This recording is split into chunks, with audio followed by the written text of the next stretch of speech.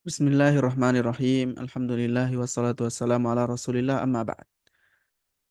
Kaum muslimin dan muslimat yang dimuliakan Allah Azza wa Jal, melanjutkan pembahasan tentang teori menyalahgunakan hak. At-ta'assufu fi isti'malil haq. Pada kali ini kita akan membahas implikasi atau akibat dan dampak yang ditimbulkan dari menyalahgunakan hak. Ketika ada seseorang yang melakukan tindakan, melakukan perbuatan berupa penyalahgunaan hak dia, maka berdampak pada hal-hal berikut. Ada lima hal. Yang pertama adalah dosa.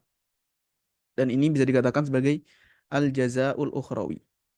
Ada 5 hal. Ini bisa dilihat di kitab Nadhariyatut Ta'assufu fil Haq, kemudian Tabyinul Haqa'iq, kemudian Majma'ud Dhamanat, Adz-Dzakhirah, dan Abwabul Ghasab, pembahasan-pembahasan ghasab yang dibahas oleh para fuqaha. Yang pertama adalah dosa. Ini dari sisi akhirat, hukum akhirat. Jadi siapapun yang menyalahgunakan haknya, maka dia mendapatkan dosa dengan sebab perbuatan tersebut.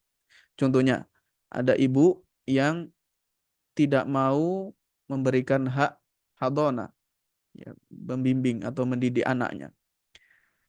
Dengan cara dia mengatakan, saya berhak untuk melakukan perjalanan bersama anak-anak. Akhirnya dia pun melakukan safar. Ya. Padahal itu memudaratkan anak tadi. Atau dia tidak mau safar karena ingin memudaratkan suami. Misalkan suaminya ingin agar istrinya ikut safar, tapi dia tidak mau. Untuk mempersulit suaminya, bisa jadi dia mempersulit anak, memudaratkan anak atau memudaratkan suami, maka dua-duanya adalah penerapan hasil dari teori menyalahgunakan hak. Sehingga dia pun mendapatkan dosa karena sebab tadi. Kemudian implikasi yang kedua adalah dia disyariatkan untuk menghilangkan madarat yang ditimbulkan. Jadi hasil madarat yang ditimbulkan ini harus dihilangkan. Sebagaimana juga dituntut untuk mendatangkan maslahat yang gugur ketika menyalahgunakan hak tersebut. Kemudian yang ketiga, kewajiban untuk dhaman, mengganti rugi, bertanggung jawab mengganti rugi.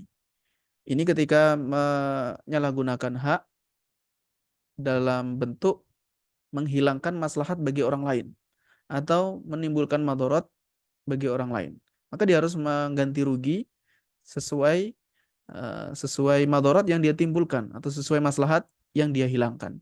Ini masuk dalam sebutan al-jaza'ut ta'widhi, ganti. Kemudian yang keempat,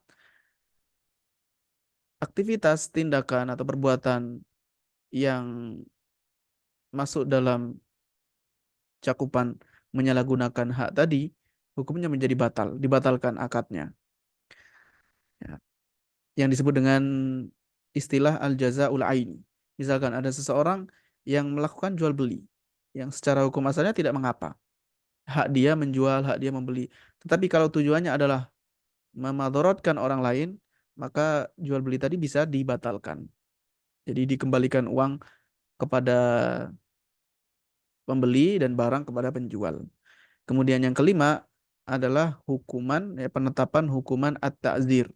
Hukuman yang ditentukan oleh hakim bagi orang yang melakukan at-ta'assuf fi isti'malil haq, menyalahgunakan hak. Ini disebut dengan al-jazaul iqabi. Di antara contoh penerapannya adalah riwayat dalam hadits Samurah ibnu Jundub.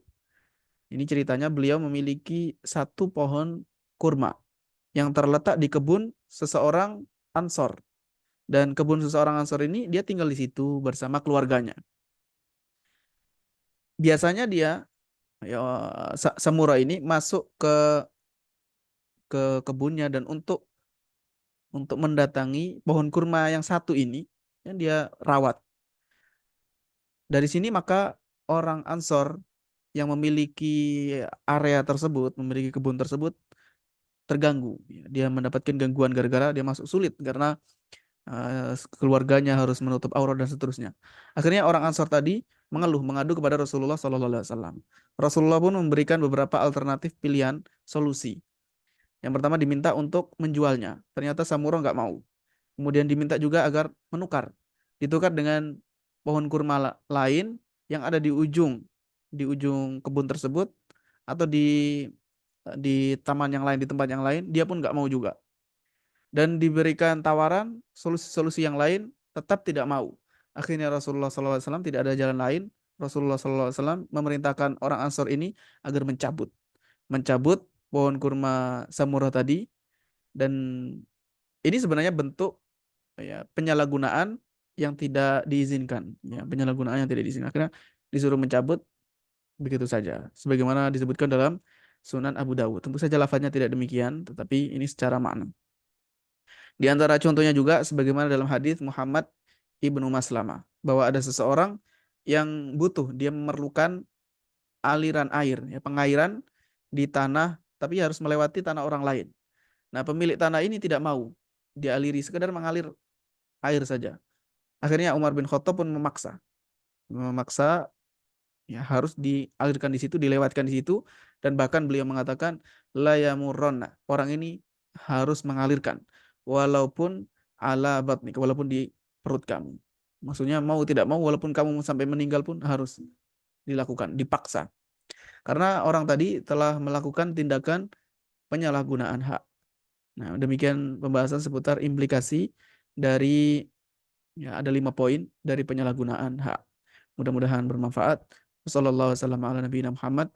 Alhamdulillahirabbil alamin.